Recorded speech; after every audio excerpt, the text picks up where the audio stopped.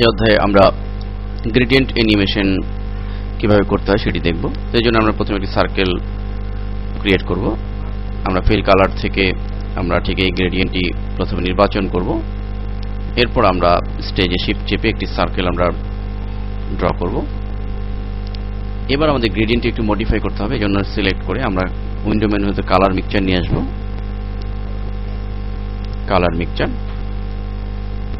এবং আমরা কালার মিক্সচারে এখানে যে গ্রেডিয়েন্টটি সিলেক্ট করেছিলাম এখানে আমরা বাই ডিফল্ট সেই গ্রেডিয়েন্ট দেখতে পাচ্ছি। এখন আমরা গ্রেডিয়েন্ট একটু চেঞ্জ করব। এজন্য আমরা মাঝখানে একটি স্লাইডার ক্রিয়েট করে আমরা জাস্ট এখান থেকে হোয়াইট কালারটি দিয়ে দিলাম।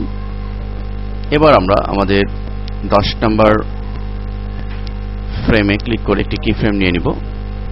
ইনসার্ট কি ফ্রেম নিয়ে আমাদের যে কাজটি করতে হবে তা হচ্ছে আমাদের এই স্লাইডারটি চেঞ্জ করে দিতে হবে, অর্থাৎ সাদাটিকে আমরা বাইরে নিয়ে আসবো এবং লাল যেটি রয়েছে সেটিকে আমরা ড্র্যাগ করে মাঝখানে নিয়ে আসবো,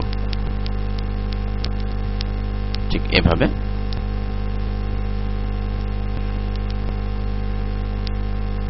এবার আমরা যে কাজটি করতে হবে, আমাদের যে লেয়ার 1টিকে সিলেক্ট করব।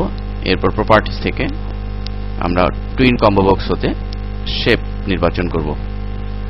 ফলে আমাদের শেপ অ্যানিমেশন সেটিং হলো।